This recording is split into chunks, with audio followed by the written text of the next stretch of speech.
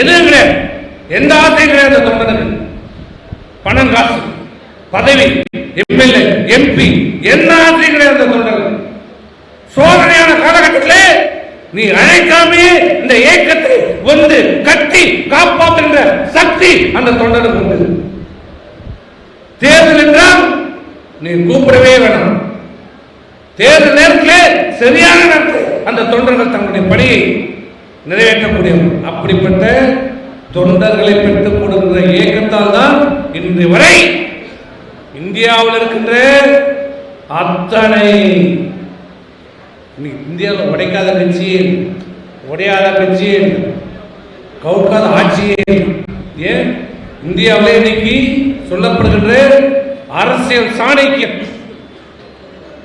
அரசியல் சாணக்கியம் என்று சொல்லப்படுகிற சரத் பவார் இன்னைக்கு 85 வயது.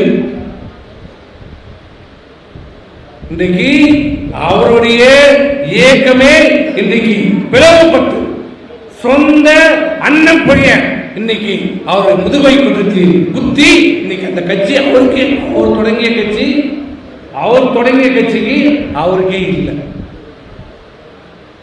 அவர் தான் தலைவர், அவர் தான் ஆரம்பிச்சாரு. இன்னைக்கு அவர் இல்லை.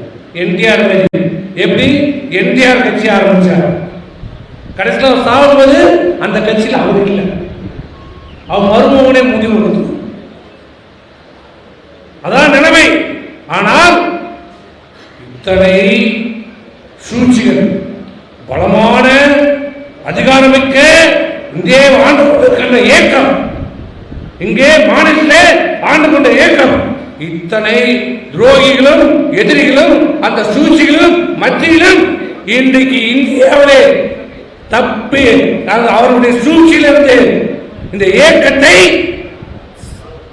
எந்தவித சேதாரமும் இல்லாமல் வலிமையாக உருவாக்கி இருக்கிறார். அது ஒரே இயக்கம், அனைத்து இந்திய அண்ணா முன்னேற்ற மட்டும்தான். பெருமையா சொல்றோம். அவர் போட்ட திட்டம் எதுவுமே இன்னைக்கு இங்க பலிக்குது.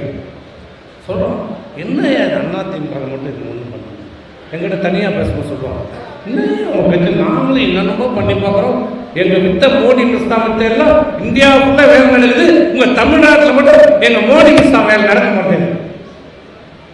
அதுதான் என் தொண்டை. நீ தலைவன் கிட்ட பேசுற, துரோகி கிட்ட பேசுற, இங்க தொண்டை இருக்கலாம். இந்த தொண்டை இருக்கிற வரைக்கும் உன் வேலை பருப்பு இங்க வேலை. ஆகவே இன்றைக்கு இந்த இயக்கம் ஒரு சோதனையான காலகட்டத்தில் இருக்கிறோம். இந்த இயக்கத்தை நீங்கள் காப்பாற்றி இருக்கிறீர்கள், இயக்கத்தை மீட்டு கொடுத்திருக்கிறீர்கள், இரட்டை சின்னத்தை இன்றைக்கு வலிமையாக்கி இருக்கிறீர்கள். அப்படிப்பட்ட இயக்கத்திற்கு இன்றைக்கு நமக்கு தேவை ஒரு வெற்றி தேவை. எப்படி 98 நாடாளுமன்ற தேர்தலில் மிகப்பெரிய ஒரு வெற்றியை பெற்றோமோ அதே போன்று இன்றைக்கு இந்த இயக்கத்தில் இந்த அனைத்து இந்திய அண்ணா திராவிட முன்னேற்ற கழகம் மாண்புமிகு அம்மா அவர்கள் சொன்னார்களே, எனக்கு பிறகும் இந்த இயக்கம் 100 ஆண்டு காலத்திற்கும் நிலைத்து நின்று மக்கள் பணியாற்றும் என்று சொன்ன அந்த அம்மாவுடைய சொல் பலிக்க வேண்டும் என்றால் இந்த தேர்தலிலே நாம் வெற்றி பெற ஆகும், வெற்றி பெற்றே தீர வேண்டும். அதுலயும் முக்கியமா இந்த விழுப்புரம் நாடாளுமன்றத்தில் நாம் வெற்றி பெற்றே ஆகும். ஏன்னு உங்களுக்கு தெரியும், ஏன் உங்களுக்கு எல்லாருக்கும் நல்லா தெரியும். இன்றைக்கு 2022 சட்டமன்ற தேர்தலில் நாம் வெற்றி பெற்றிருக்க வேண்டிய தேர்தல், அந்த தேர்தலுக்கு தோல்விக்கு பல்வேறு காரணங்கள் இருக்கிறது. அதுல ஒரு காரணம் நம்ம ஊர். யாரு எப்படி பாரதிய ஜனதா கட்சியோடு இணைந்துதான் சிறுபான்மை வாக்குகளை நாம் இழந்தோமோ அதே போன்று இன்றைக்கு இந்த பாட்டாளி மக்கள் கட்சியுடைய நாம் அன்றைக்கு இணைந்துதான் பல்வேறு தரப்பினுடைய எதிர்ப்புகளை நாம் சொன்னோம். ஏற்க வேண்டிய நிலைமை இருந்தது. இருந்தாலும் நாம் அவருடைய கோரிக்கைகளாம் ஏற்று நாம் கூட்டணி தர்மத்தை நாம் கடைபிடித்தோம்.